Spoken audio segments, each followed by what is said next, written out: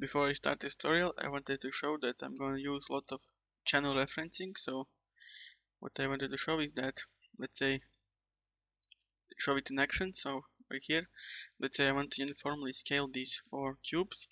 For me to do it automatically, what I can do is just take this 1 cube reference and then just press on copy parameter. For me it's Shift C, so click on it, Shift C, and go inside these cubes. Actually, I'm going to delete, and then we have to just paste the relative reference, which is Shift V for me. So Shift V and Shift V for this one. So now what you can see that when you change this one, they're all gonna change. What's cool about this? You can actually change the whole size for all of these just with any of these cubes selected. You have to do it.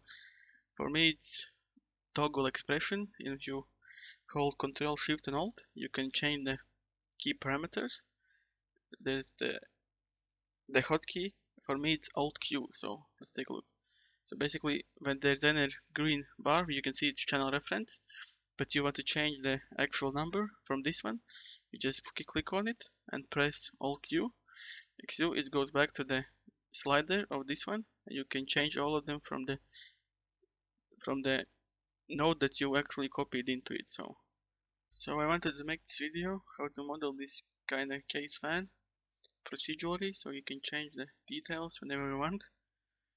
This is not the only video on YouTube about this case fan modeling, for Houdini even, but for this kind of became idea because quite some time ago I actually saw the ZBrush putting down video like this that actually showed how to model it. It's just touting how easy it was in there. But the actual object is not that important that we're gonna model. The most important part is how we actually gonna approach the proceduralness of this object. So let's start with our base. So let's put down geo. We're gonna try to keep things as much as procedural and easy as we can. So let's put down a cube. First thing I could really emphasize is that you have to remember your axis. So you can see that right now, always look at this one and see what axis you are on. So you can see that this is going to be our x-axis. So what you can do, let's say we want to boolean inside this shape, something like cylinder. So and for this cylinder, actually the usual one. Oh, it's tube. It's tube called. You can see that by default it's going to be on a z direction. So what you want to do, if you want to, let's say you want to boolean out these shapes for the case fans like this where the screws go, we have to remember that for us to make it easier, always put down a default one so that we don't have to change the axis. So what I'm going to do is going to scale it inside the z. So now if you want to boolean outside the shapes in the corner, you can easily do that. So that's my first tip. And also always remember to do as little as you need to do, because this is the actual shape of this CPU fan. We actually do not have to model all 4 of these. What we can do is just create a base, the 1/4 of it, and then we can just mirror and symmetrize it. Another thing, I actually forgot to say that if you want to uniformly scale them in both sides, you just have to hold down Shift. You see that on both sides it's going to uniformly shape it in, so like that. So first you want to select these corners. What I'm going to do is put down a group. This is where the power of Houdini really comes in hand. So we want to, as little as much, we do our actual manual selections. So let's put down to the point, to the edges. We want to select edges. You can see now it selects all of them. What we can do is just disable the base group and go to the edges, and you can actually select the max edge length. With this max edge length, you see that it's actually going to select from the shortest to the longest edges. And for this, you can see at some point we are selecting only the corner that we want to boolean out the shape. So what I'm going to do is actually copy the reference of this of the z direction. You can see its own changes. So I'm just going to copy it inside here like that. And you can see, as long as we are still bigger than the actual shape of one of this cube, it's going to select only the edges. So if you take a look at, you can change the size of it. As long as it's below 1, it's going to select only these edges, because then they're going to max edge length is going to be actually equal to 1. That means that it's going to select all of them. But for a case fan, it's not very realistic for it to be like a cube, so we don't really have to go any further with proceduralness for this one. For our next step, we can name this group something like edges. Oh, let's take it a capsule edges. And now let's put down a fuse. Let's fuse it until we get only this squish cube, and these are going to be points that we are going to copy to our geometry that we in the Boolean. So that's very cool thing you can do in Houdini. Let's put down a box. Let's scale it in so that's a little better.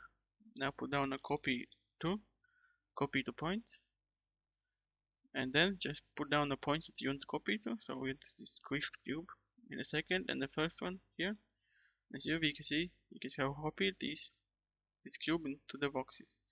Now just put down a Boolean. By default, the should be for subtract. So A is going to be our main shape, which is still here before the fuse. So put down in here and copy 2 points inside here. And now you can see we are Boolean out this cube. Go back to the cube, press enter, and you can scale it in a bit like this. You can also scale them like that. What's cool about this, you can actually not uniformly scale in both of these sides. But for demonstration, let's just copy this reference and copy inside the Y also, so it goes uniformly. So if you change one, it goes together. One tip I can say is that do not use the actual uniform scaler at this point that you booleaned it. Whatever it is, leave it at that and only use the size. So because let's say I want to change the actual beveling between this I can use the X, Y, Z. I can use Z actually.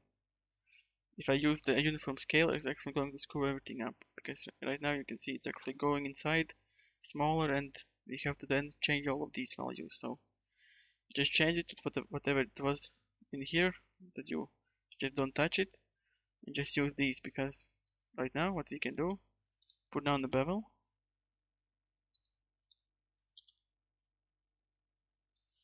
and I'm gonna manually select the edges because we don't really need to change anything else. For this, it's going to be stay the same, the box. And one thing you can do is just put it to the distance to 1, the maximum distance, and turn out this when the offset front pinches, so it's not going to go cross-side, so it's going to actually stop right where the bevels meet. So if you take a look at this, what you can do is here also if it's at round, you can actually change the convexity of it. You can see that we are now getting this round shape that actually the fans have. And now, for us to make it bigger, just go back to the box, and we can change the box size like that. And you can see it's uniformly changing together. This is also a good time to start actually naming and coloring your nodes. What I like to do is actually, let's say I have many copied points, just press on C and actually assign the same color to all of them, so you know where the copy of the points actually are, and then just rename them something that you will know what they are. So here Boolean, I have this shape, this color is going to, you can also name it or whatever, so you actually can easily navigate between in this network. Right now it's not too bad, but to continue with the tutorial, let's create the holes where the screws go. So what you can do is put down a tube. What's good about this, you can see, since we have noticed our axis, it's actually automatically going to add in here. So let's radius scale in here. You want to copy it to the points. What's cool about this, we have these edge points still in here. What we can do, just copy to these points again. And we have our copy to points node. We can just duplicate it, delete these, what I did with the Q, you actually can cut with the kind of like scissors, holding down the Q. So now let's just put down again points to copy to, and tubes. You can see it's actually again copy it to these. Let's put down a Boolean. So A is going to be our geometry this, and this one is going to be our second one. You see now it doesn't look very nice because it's cutting off only the edges. So what we can do, after the copy the points have been put down, we just put down transform, and with this you can just take and put it wherever you want. Remember, we are actually worried only about this side, so this x negative side, because we're still going to mirror it like that. So copy the point doesn't really matter, so we just use it as a means to copy to the point. So just put it wherever you want. The one problem is that actually there needs to be that kind of like a connecting tube. So what we can do is put it to the actual Boolean. Let's color it. We have to put Boolean to the union. Problem is that this is way too big of a shape, but for us to change it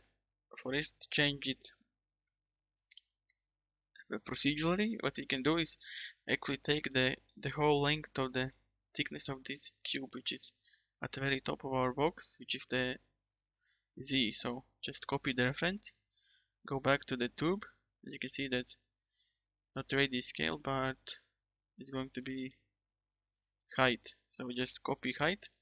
You see now it's exactly the same size as our box, and now all we have to do is just Boolean out this shape again. So what you can do, copy this whole network for us to keep it procedural. So like that, copy the Boolean. So Boolean inside the A goes the shape that we just made, and this inside here we want to subtract this time. Let's get some warnings because we do not have a copy to points. Let's take the original copy to points in here like that. So you can see now we're basically subtracting the same. But what we can do is just go to the tube and radius scale it inside. See now we're getting this kind of shape. But what's cool about this, we can actually reference the radius scale of our main tube that creates the whole bridge between the parts. So let's copy the reference of radius scale and paste it inside the Boolean shape. So in here, and then just subtract it 0. I know 0.003 like that. Now you take a look at the whole thing. Whenever we change the actual radius tube of this, it's going to follow. And now all we have to do is symmetrize this whole object. Put down the symmetry node. Inside Labs toolkit there is symmetrize tool. In here you can see by default it's going to symmetrize the top of the Y to the bottom like that. Now just duplicate it again and press enter, and then just mirror it to the X like that. And what's cool about this, let's say we know the default one is going to be the Y direction, and now if when we have done this one, we have changed the position of the pivot so it mirrors X. What we can do is just go up here and put it as a say preset. Let's call it mirror X like that. Now let's delete this one, duplicate it again, and you see in here there's actually mirror X right now. It's gonna automatically change the pivot direction like that, so we do not have to change it manually every time. Now let's try to make the base for actually where the fans are going to rotate. So see, you want the circle in the middle and then this kind of support structure. So what we can do is put down a tube, Boolean. So for us to make this kind of circle in the middle, what we can do is actually Boolean out this shape first. So for this to be the exact same size as our case fan base, we can go back to the top of our box and copy the z direction, copy reference and paste it inside the height of it, like that. Now you can see it's exactly the same size, and if we change the size of this case fan, it's going to follow also. So now what you can do is actually boolean out this shape also. So I'm going to duplicate this tube, put down another boolean,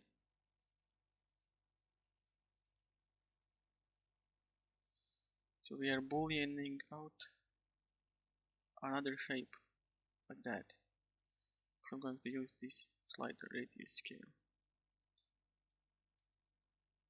like that. So now something like this, and now we can boolean out this boolean inside geometry B like that. One thing I wanted to mention is the cool node that you can put down to erase these kind of edges on a flat surface. So before the boolean, put right flat, and there's a lab dissolve flat edges like that.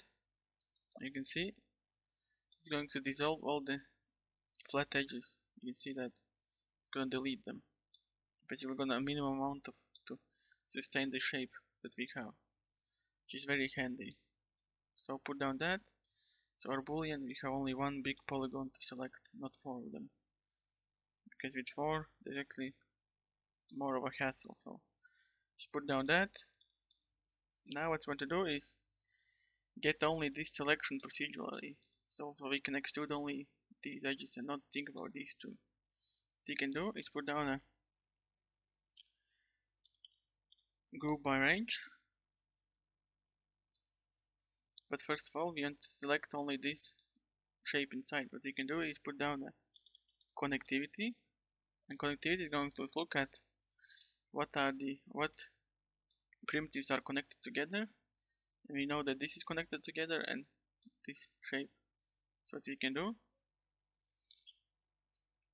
go to the primitive selection when connectivity and put on this visualization, and you can see that in attribute there's a class attribute. You can see it's 0 and 1, so this small shape has 1. So in the group range, at the group you just put add class equals 1. So that's going to select only the attribute that has class 1, and we know that's the shape that's inside it, so that's very handy for us. And now I want to select only these shapes that are on the sides. What you can do is just start and end, deselect one of them, because you can see that one polygon is 251 and 224. This is the start and end of the polygons number. So we can just deselect the two of them, and we have left only these two. And what's great about this, it's going to always update, even when we change the amount of columns for our fan, it's still going to be procedurally changed like that. And now the only problem is for us to actually get the equal amounts of distributed for our group. So it is kind of hard for us to get equal amount every time we select maybe 2 out of every 5, because it is dependent on how many sides we have on our cylinder and things like that. So what we can do is actually equalize all of this by just saying that we want to multiply this amount with the amount that we have this kind of pattern. So basically this 5 is how big is our pattern. So 5, if you take a look at, if you select 2 of every 5, so if you take a look at this, we select 2 of 1, 2, 3, 4, 5, and then it repeats like that. So this is basically how big is our pattern. So I'm gonna copy the reference of it like that, go to our boolean tube, and what we can do is just paste inside the columns like that. Like now it's only 5, but what we can do is go to the edit parameter interface and add integer local channel. Let's call it multiply, and I'm going to copy in same label. And now what we can do is reference this channel inside our column. So what we're gonna do is multiply this 5 with in a ch in a bracket, put down in a quote the channel name that we gave, which is multiply. So the label and actual channel name can be different, so watch out. Like this is colon, but it actually calls if you want to reference it. So for us it's multiply, like that. And that's it. We are now controlling the multiply amount with this channel. And what's great about this, it's always going to be equal size. Our pattern is going to be equally divided because we are multiplying by the pattern size. So we change it pattern to maybe 3. You can see it's always going to be correct. There's not going to be any kind of weird polygons that are missing, like that. Now this group, what we can do is name it extrude struts. I know, extrude struts, like that. What you can do is now just put down extrude node, and in here in group put down extrude struts. Now you can just extrude them. So let's take a look, maybe more divide, because we are going to kind of soft select them. That with this, what you can do now is just let's say take a look how can we change the pattern like that. See, we can select maybe 4, 5, and if you want more of them or less, like that. So I think 3 or 4, maybe even it do not have to be, maybe 2 of every, something like this should work. Now that we have this procedurally created, what we can do is create this kind of swirly effect that I see on many of these fans. So what we can do is put down a soft select, soft transform it's called. What it needs actually the point group to select, so we could select manually, but what we can do is also remember that we created this group, which is basically group that we change whatever we want to extrude.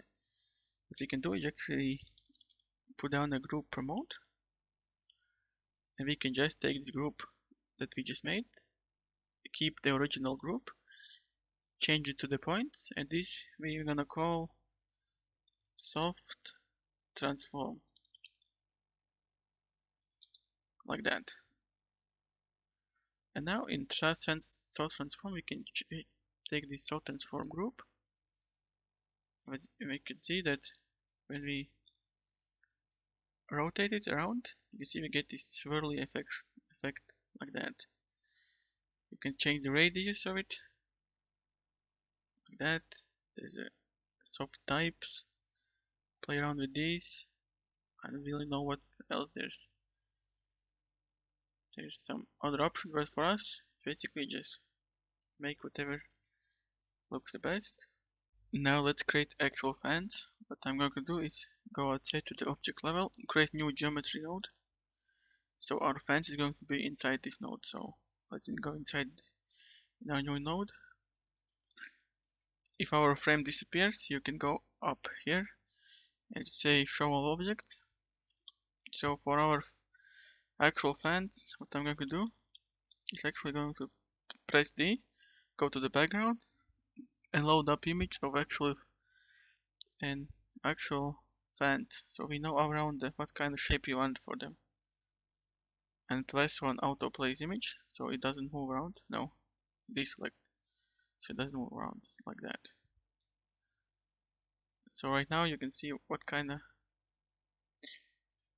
objects we want to create. Also, what we can do is select autoplace image. You can like exactly how big we want them, something like this, like that, and then you can create Only problem, you cannot zoom out in or out, so be mindful of that. So what I'm going to do is put down a poly draw, hit enter. I'm going to create these first edges, press middle click to drop the selection. So what I want to do is create this kind of start, and also want right in the middle one edge, so we can after that soft select in the middle. So basically what's going to do, you can do is select between polygon, vertex and edge selection, and with that you can select edges. What I'm going to do is select this edge, hold A, select all of these, just left click, and I'm gonna pull out all of this. And if I hold shift, I can scale in selection. So I want something like this, then again something like this, like this, like this, then middle click to drop the selection, and then I can just, my bad, then I can just drop selection and select all of these, like that. So now we have our base shape of our fans. What I'm going to do, actually turn off the auto place image, we don't really need it anymore. Now what we can do is just a little bit of make shape a little more, maybe straighter all around without any weird bulges out, like that. Now what I'm going to do is put down a soft transform, and on the group I'm just going to select the middle edges, like that. What I want to do, just maybe let's do it something like that, just a little bit inside, so it's kind of creates a little bit of an arc, like that. Now what we can do is extrude. You want to extrude very little amount, make sure your output also back, and let's put divisions maybe at 1. Now let's put down subdivide, let's put it on 2, like that, to get nice shape. So let's take a look at this extrude, maybe a little bit more. They are pretty thin though, so don't make it too thick, so like that. Now what we can do is copy and transform, like that.